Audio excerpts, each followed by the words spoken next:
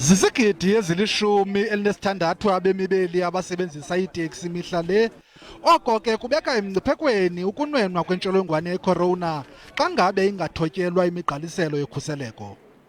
We must ensure that in between the transportation of our people, we do not become the carrier and transmitter.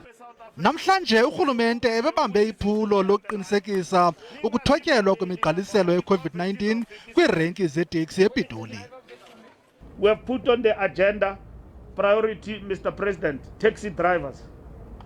We want them to be vaccinated.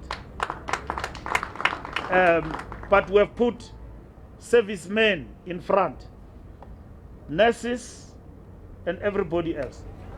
Umphathiswa olibambela kwiofisi yobongameli ugxeke amazwe ahlumileyo ehlabathi ngokuba ngunobangela wokuhamba ngonyawo lonwabo kwenkqubo yogonyo kweli.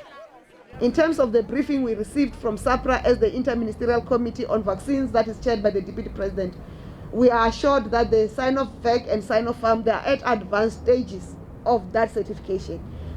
Umphathiswa ukwavakalise ukuba abathengisi basezitalatweni abangayithobeliyo imigqaliselo ye-COVID-19 baza kudibana neembila zithutha.